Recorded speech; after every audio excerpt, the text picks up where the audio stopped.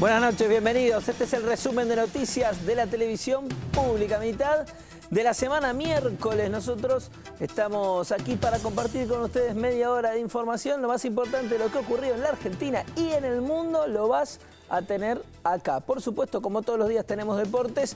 Muy buenas noches, Gaby Previtera. Muy buenas noches, Pablo. Tenemos mucha información para compartir en la jornada de hoy. Por ejemplo, qué va a pasar con Racing de cara al partido del próximo fin de semana para saber si va a seguir teniendo técnico o no. También en la otra vereda, porque Independiente ha jugado hoy una nueva fecha de la B Nacional. Hay sanción para Quilmes. Bueno, estos eran algunos de los temas que estaremos tocando en un ratito. Y nosotros nos metemos ya mismo con toda la información. Lo primero tiene que ver con los docentes bonaerenses que marcharon hoy a la sede del gobierno de la provincia de Buenos Aires en La Plata. Recordemos, hace 11 días que están en huelga después de que fracasaron las paritarias. El gobierno de la provincia de Buenos Aires ofreció el 30,9%. Los sindicatos docentes dicen esto no alcanza, no es lo que pedimos.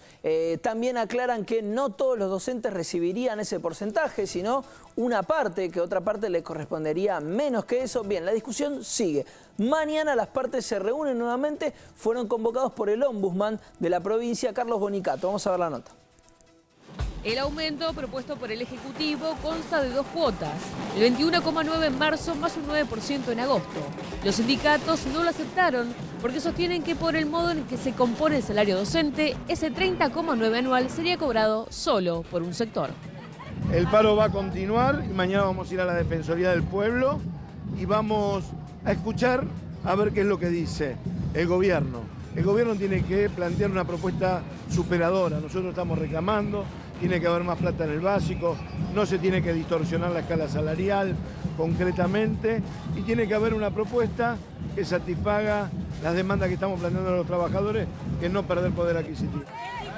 Que ese paro es de carácter indefinido, que no han aceptado una conciliación obligatoria y que además no hay diálogo. Ante esa circunstancia, la Defensoría del Pueblo de la provincia de Buenos Aires, que es fundamentalmente una institución de derechos humanos, recibe reclamos de los padres, pidiendo, digamos, protección o que actuemos en defensa de los derechos de los niños.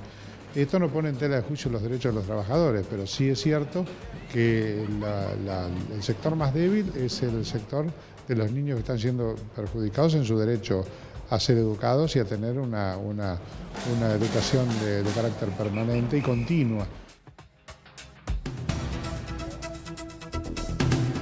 La presidenta Cristina Fernández se reunió en Francia con el presidente de este país, François Hollande, y los dos, al terminar el encuentro, aseguraron que Francia apoyará a la Argentina en su negociación con el Club de París.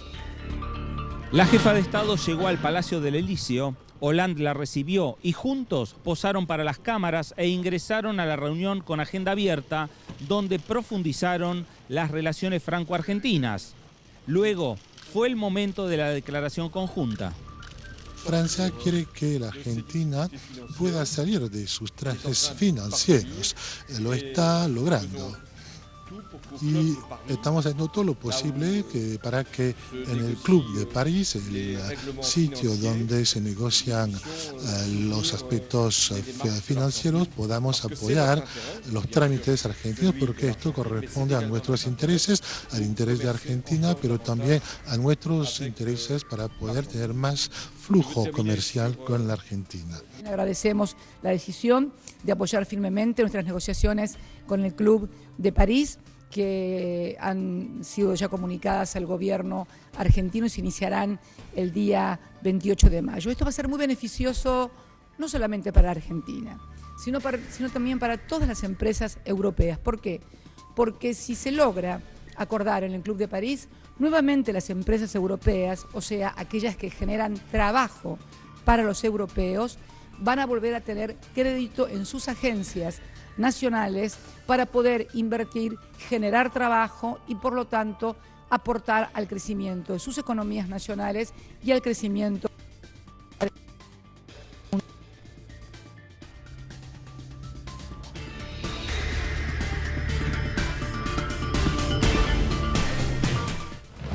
Tras la declaración de ayer del empresario periodístico Vicente Massot en Bahía Blanca, imputado por la Fiscalía por crímenes de lesa humanidad, el fiscal Miguel Palazzini aseguró que Massot quedó comprometido y su versión de los hechos habilitó una indagatoria.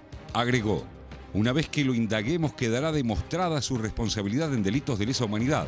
El funcionario judicial aclaró que tras esa indagatoria se abrirá el camino a su procesamiento.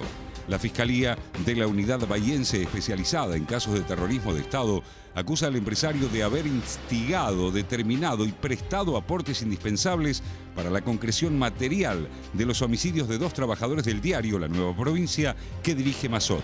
Se trata de Enrique Heinrich y Miguel Ángel Loyola. Distintas agrupaciones de Unidos y Organizados se manifestaron hoy reclamándole al gobierno de Mauricio Macri una solución a los problemas de vivienda en la ciudad de Buenos Aires. Recordar que es una ciudad que no ha invertido en viviendas, que subejecuta todas las partidas presupuestarias y realmente hay un déficit habitacional muy grande. Y en el caso de la 31, de la 20, de tantas leyes de urbanización que no se han implementado. Así que bueno, venía a respaldar esto, venía a respaldar la importancia de que el Ejecutivo de la ciudad, que el jefe de gobierno Mauricio Macri, se haga cargo de que hay presupuesto y hay una enorme necesidad de comenzar a construir vivienda y de urbanizar las villas. Así que bueno, acompañando este reclamo que consideramos que es legítimo. Y no solamente pedir una solución, sino ser parte de una mesa de debate donde se pueda debatir el presupuesto que hay para las villas y llevar adelante y acompañar el proceso de urbanización de las villas y solucionar el problema habitacional. Desde el Indoamericano, que no tuvimos más noticias, el IBC no responde y la verdad que hemos agotado todos los recursos y todas las vías posibles para el diálogo y por eso hoy nos encontramos marchando este día miércoles 19, el reclamo al gobierno de la ciudad por un plan habitacional, ¿no?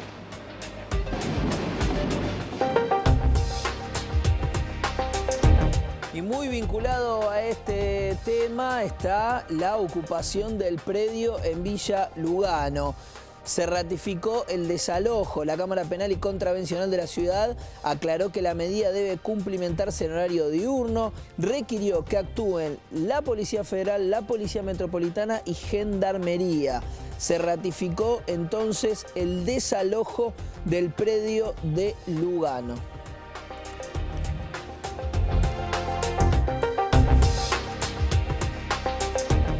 La presidenta del bloque de diputados del Frente para la Victoria, Juliana Di Tulio, defendió el anteproyecto de reformas al Código Penal. Di Tulio aseguró que la reforma está en proceso de revisión en el Poder Ejecutivo y dijo que se trata de un borrador que no tiene aún estado parlamentario. En ese sentido, la legisladora calificó como una brutalidad política las afirmaciones del líder del Frente Renovador, Sergio Massa, en contra de la iniciativa.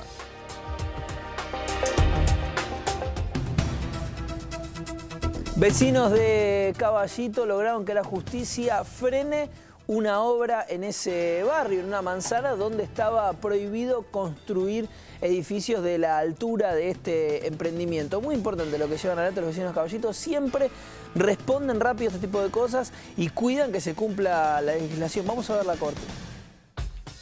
Años.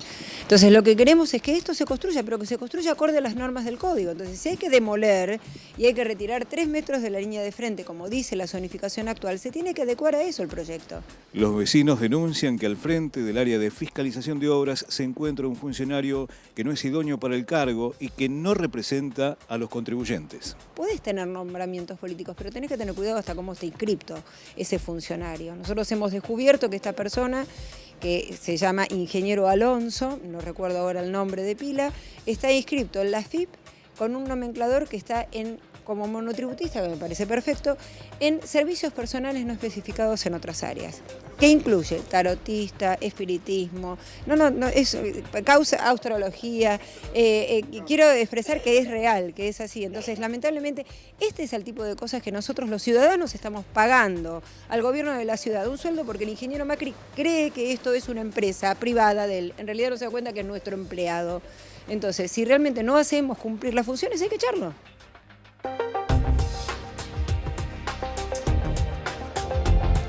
Un plenario de comisiones del Senado dio dictamen favorable al acuerdo con Repsol alcanzado entre el gobierno y la petrolera española por la expropiación del 51% de las acciones de YPF. El expediente será debatido en el recinto el próximo miércoles. El proyecto de ley ratifica el acuerdo por el cual el Estado pagará $5.000 millones a la empresa española con títulos públicos a largo plazo.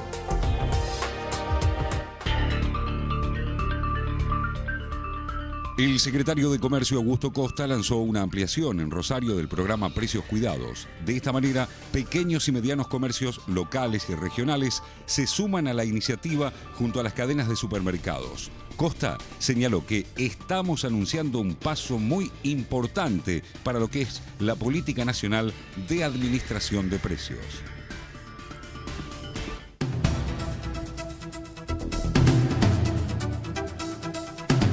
Y ahora tenemos más información en este picado de noticias.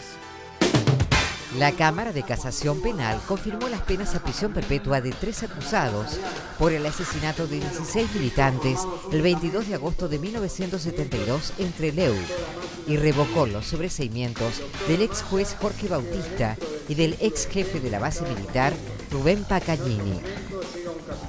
En una entrevista al diario inglés The Daily Telegraph, el secretario de Asuntos Relativos a Malvinas de la Cancillería, Daniel Filmus, afirmó que el pueblo británico entiende la injusticia que surge de la ruptura de la integridad territorial y apoyan la reanudación del diálogo entre ambos países. Hugo Bermúdez y Leonardo Jara, dos de los principales imputados por el crimen de Candela Sol Rodríguez, volvieron a ser detenidos tras la decisión de la Cámara de Casación Penal, que declaró nula la resolución que los había liberado. La Unidad de Información Financiera aplicó una multa de más de 800.000 pesos al Banco Macro por no reportar operaciones sospechosas de lavado de dinero. La Cámara Federal porteña separó al juez Claudio Bonadío de la causa por la difusión de un spot sobre un paro de subtes en una emisión de Fútbol para Todos. También anuló las indagatorias al secretario de Comunicación Pública, Alfredo Esposimarro, y al ex jefe de gabinete, Juan Manuel Abal Medina. Héctor Rolotti, dueño de la cadena de restaurantes Novecento, desapareció en el río Ganges al intentar socorrer a una mujer. El empresario argentino estaba de vacaciones en la India junto a su mujer.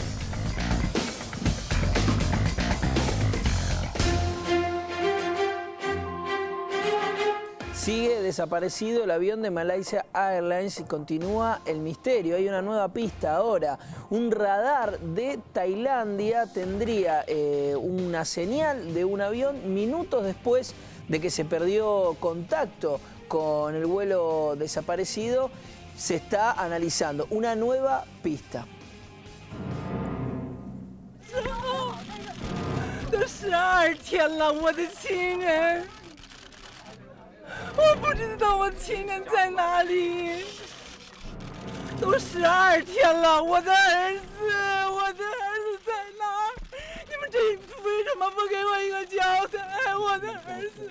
Ya pasaron 12 días, mientras el primer ministro confirmaba hoy que el desvío no fue accidental, crece la angustia de los familiares.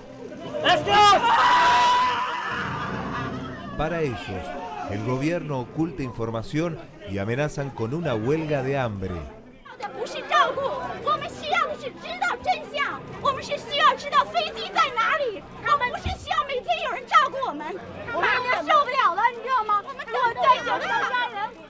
En la web, todos son detectives.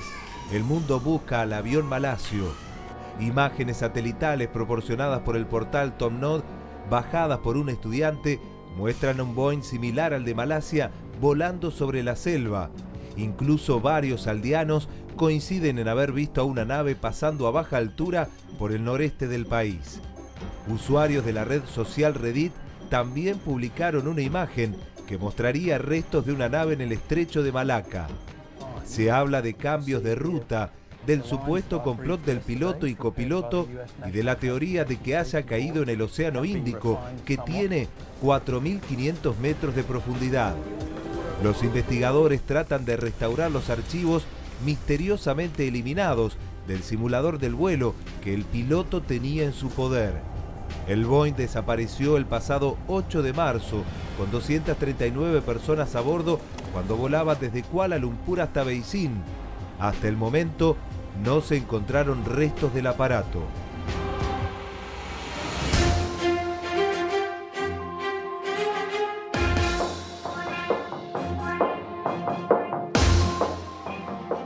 Un grupo de 200 integrantes de la Organización de Autodefensa de Crimea ingresó al cuartel de la Marina de Ucrania y arrestó provisionalmente al comandante en jefe de esa base, Sergei Gaiduk.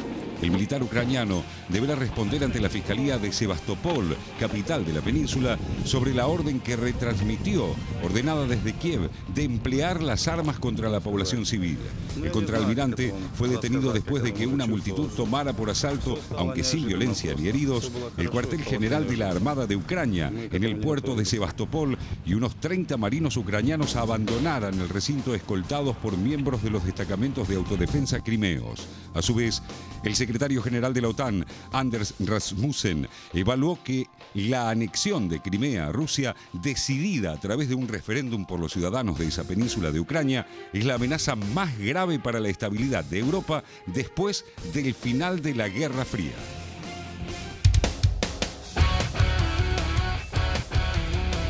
Es el momento de los deportes en este programa. Gabriela Previtera. Lamentablemente tengo que arrancarte otra vez hablando de Racing. ¿Pero por qué? ¿Y por qué noticia? Todos los días es noticia Racing. Innecesario. En este caso no porque haya novedades en cuanto al entrenador. Se sabe que por lo menos hasta el día sábado por la noche va a estar como DT de la institución Reinaldo Mostaza Merlo. Partido, insisto, que se va a disputar antes porque ayer se pidió que por una cuestión de peligrosidad en cuanto a lo que puede llegar a estar en las inmediaciones de este partido, lo que pase antes, durante y después del encuentro respecto a Belgrano de Córdoba se va a disputar a las 5 de la tarde. Por ahora, Mostaza Merlo sigue entrenando este plantel y sigue siendo el entrenador, más allá del mal momento que atraviesa la academia. Solamente 4 puntos, ganó el primer partido frente a Colón, después empató 1 y perdió todo el resto. 6 en total son los que ha perdido este conjunto de la academia, que además cada vez está más cerca de la zona complicada de promedios. Si bien sigue estando a 9 puntos del último que hoy descendería, tienen que empezar a mirar esos números. De esto y de la supuesta camarilla que están haciendo Camoranesi y Sebastián Saja, justamente el entrenador habló hoy en conferencia de prensa sobre el mal momento que vive su institución.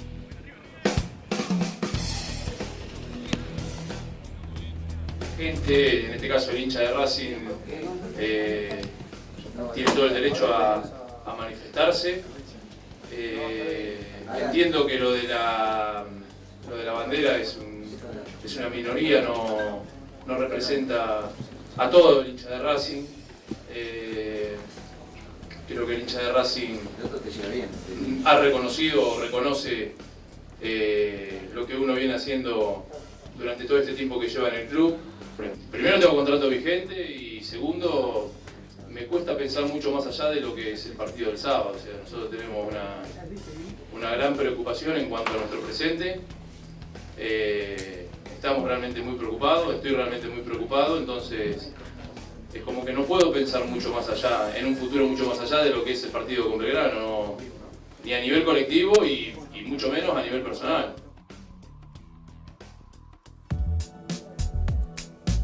Racing no está bien, eso está claro, y lo manifestaba de esta forma el arquero Sebastián Saja. Veremos qué sucede el próximo fin de semana. Lo cierto es que si pierde, probablemente el entrenador termine dando un paso al costado, aunque hay que esperar.